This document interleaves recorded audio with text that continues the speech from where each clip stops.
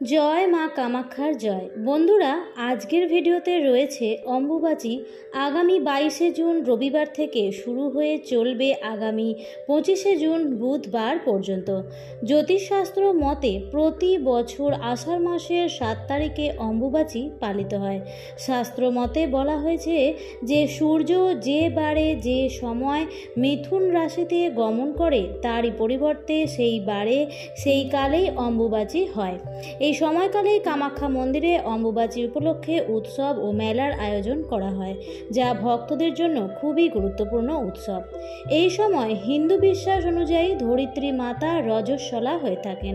এই অম্বুবাচী চলাকালীন বিশেষ কিছু কাজ আপনাদেরকে এড়িয়ে চলতে হবে। আর অবশ্যই মনে রাখবেন, এই অম্বুবাচী চলাকালীন এই 3 দিন আপনাদেরকে বাড়ির এই 5টি জিনিস কাউকে দান করা চলবে না। যদি এই জিনিসগুলো দান করেন তাহলে অবশ্যই পরিবারে অমঙ্গল নেমে আসবে এবং অর্থ সংকট, সম্পদহানি এবং বহুমুখী সমস্যাও হতে পারে। তাই অবশ্যই সতর্ক থাকবেন এবং জেনে নিন কোন কোন জিনিস এই অম্বুবাচী চলাকালীন বাড়ি থেকে মোটেও দান করা উচিত নয়। তো অবশ্যই ভিডিওটি শুরু থেকে শেষ পর্যন্ত শ্রবণ করুন। নমস্কার বন্ধুরা, ভক্তিমূলক কথা চ্যানেলে জানাই আপনাদের সকলকে স্বাগত। বন্ধুরা, আশা করছি ঈশ্বরের আশীর্বাদে আপনারা প্রত্যেকেই ভালো আছেন এবং সুস্থই আছেন। আষাঢ় মাসের শুরুতেই বসুমতী মাতা যখন বর্ষা ঋতুর জলে সিক্ত হয়ে ওঠেন, তখন তাকে ঋতুমতী নারীর রূপে গণ্য করা হয়। ঋতুকালে মেয়েরা রজস্বলা হওয়ার পর সন্তান ধারণে সক্ষম হয়। বসুমতী মাতাকেও সেইভাবেই গণ্য করা হয়েছে। তবে ঋতুকালে মেয়েদের যেমন কোনো মাঙ্গলিক কর্ম থেকে বিরত থাকতে বলা হয়েছে, ঠিক একইভাবে বসুমাতা অম্বুবাচী চলাকালীন এই 3 দিন ব্রহ্মচারী, সাধু সন্ন্যাসী, বিধবা মহিলাদের আগুনে রান্না করা খাবার খেতে বারণ করা হয়েছে। এই আচারের সাথে বসুমাতা অর্থাৎ পৃথিবী এবং প্রাচীন কৃষি ব্যবস্থার একটি সুসম্পর্ক রয়েছে। হিন্দু শাস্ত্রে পৃথিবীকে মাতৃভাবে ধারণা করা হয়। এই অম্বুবাচী নিবৃত্তির পরেই প্রাচীনকালে জমির চাষবাস শুরু করা হয় এবং বিভিন্ন ধরনের শুভ কর্ম শুরু করা হয়। তাই আপনাদেরকে মনে রাখতে হবে, অম্বুবাচী চলাকালীন এই 3 দিন বাড়ি থেকে এই 5টি জিনিস কাউকে দান করা যাবে না। অর্থাৎ যদি দান করেন তাহলে পরিবারের সর্বদাই অমঙ্গল নেমে আসবে এবং মাতাকে অপমান করা হয়।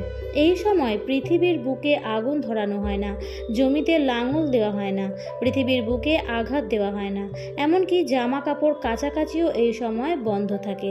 এই সময় কোনো গাছ কাটাও হয় না, এমনকি কোনো মাতৃশক্তি দেবীর পূজাও করা উচিত নয়।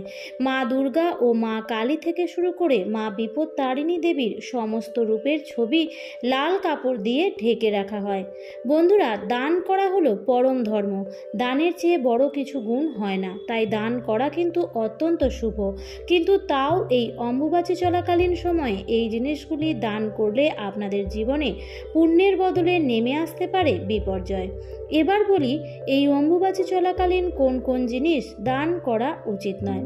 প্রথমত, প্লাস্টিকের জিনিস। যদি আপনাদের বাড়িতে প্লাস্টিকের জিনিস থাকে আর যদি কোনো ভক্ত বা কেউ যদি চাইতে আসে, তাহলে অবশ্যই মনে রাখবেন যে অম্বুবাচী চলমান আপনারা এই ধরনের প্লাস্টিক জিনিস দান করবেন না। প্লাস্টিকের জিনিসপত্র দান করার অর্থ হলো বাড়ির সদস্যের উন্নতিতে বাধাগ্রস্ত হতে পারে। তাই অবশ্যই সতর্ক থাকবেন। অম্বুবাচী চলাকালীন প্লাস্টিকের জিনিস দান করা থেকে এড়িয়ে চলতে হবে। দ্বিতীয়ত, ঝাড়ু দেবী লক্ষ্মীর অত্যন্ত প্রিয়। তাই মনে রাখবেন, এই অম্বুবাচী চলমান ঝাঁটা দান করলে আপনাদের পরিবারে অমঙ্গল নেমে আসতে পারে। তাই অম্বুবাচী চলাকালীন যদি কেউ বাড়ি থেকে ঝাঁটা নিয়ে যায়, তাহলে অবশ্যই ঝাঁটা দান করবেন না। ঝাঁটা দান করার অর্থ সম্পদের দেবী মা লক্ষ্মীকে ক্রুদ্ধ করা। তাই ঝাঁটা দান করলে আপনার পরিবারে কিন্তু আর্থিক সংকট এবং অমঙ্গল নেমে আসতে পারে। তৃতীয়ত, নতুন বস্ত্র। এই সময় নতুন বস্ত্র কাউকে দান করা উচিত নয়। বিশেষ করে এই 3 দিন আপনাদেরকে সতর্ক থাকতে হবে, নতুন বস্ত্র কাউকে দান করা যাবে না। অম্বুবাচী চলাকালীন আপনাদেরকে মনে রাখতে হবে যে স্টিলের পাত্র দান করা থেকে এড়িয়ে চলতে হবে। এটি বাড়ির জন্য অশুভ হতে পারে। এটা বিশ্বাস করা হয় যে স্টিলের পাত্র যদি আপনারা অম্বুবাচী চলাকালীন কাউকে দান করেন, তাহলে সুখ শান্তি পরিবার থেকে চলে যায়, অর্থাৎ ঝগড়া, কলহ, অশান্তি এসব বাড়তে পারে। চতুর্থ হলো অলংকার। সোনা, রূপা বা অলংকার বা অন্য কোনো ধাতু এই অম্বুবাচী চলাকালীন দান করা উচিত নয়। এই জিনিসগুলি কেনাও উচিত নয়। তাই অবশ্যই আপনারা সতর্ক থাকবেন। এই 3 দিন অম্বুবাচী চলমান আপনারা কোনো রকম সোনা, রূপা বা কোনো ধাতব জিনিস এই সময় ক্রয় করবেন না বা দানও করবেন না। তেল দান করাকে শুভ বলে মনে করা হয়েছে, কিন্তু অবশ্যই মনে রাখবেন এই অম্বুবাচী চলাকালীন তেল দান কিছুতেই করবেন না। অনেকেই নষ্ট হয়ে যাওয়া বা ব্যবহৃত হওয়া তেল দান করে থাকেন, এটাও কিন্তু করবেন না। অম্বুবাচী চলাকালীন আপনাদের এই সমস্ত বিষয়ে মনে রাখতে হবে। এছাড়াও অম্বুবাচী চলাকালীন ছুরি, কাঁচি বা কোনো ধারালো জিনিসপত্র কাউকে দান করবেন না বা দেবেনও না, কারণ এটি আপনাদের জীবনে বড় ক্ষতিকর হতে পারে। তাই অবশ্যই আপনারা সতর্ক থাকবেন। আর কাউকেই বাসি খাবার দান করবেন না, এটিও আপনার পরিবারের জন্য সমস্যার সৃষ্টি হতে পারে।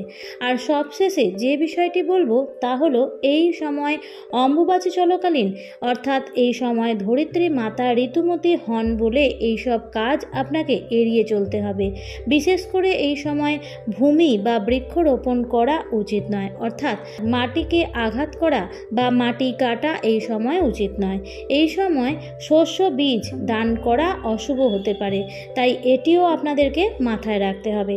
কামাখ্যা মন্দির হলো ভারতের আসাম রাজ্যের গুয়াহাটি শহরের পশ্চিমাংশে নীলাচল পর্বতে অবস্থিত হিন্দু দেবী কামাখ্যার একটি মন্দির। এটি 51 সতীপীঠের অন্যতম। 51 সতীপীঠের মধ্যে একটি এবং 4টি আদিশক্তি পীঠগুলোর মধ্যে কামাখ্যা মন্দিরটি বিশেষ, কারণ দেবী সতীর গর্ভ এবং যোনি এখানে পড়েছিল এবং এইভাবেই দেবী কামাখ্যাকে উর্বরতার দেবী বা রক্তক্ষরা দেবীও বলা হয়।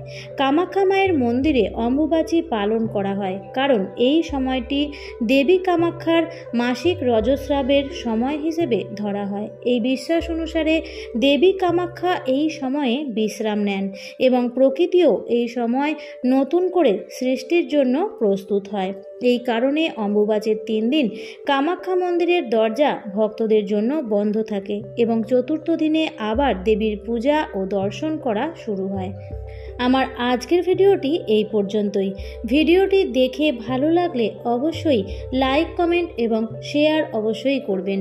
আর এই ধরনের আরও তথ্য পেতে বা চ্যানেলে যদি আপনি নতুন হয়ে থাকেন তাহলে অবশ্যই চ্যানেলটিকে সাবস্ক্রাইব করে পাশে থাকা বেল আইকনটির অল লেখাটিতে ক্লিক করে দেবেন। আবারও দেখা হবে পরবর্তী নতুন ভিডিওতে। ভালো থাকবেন, সুস্থ থাকবেন। ধন্যবাদ।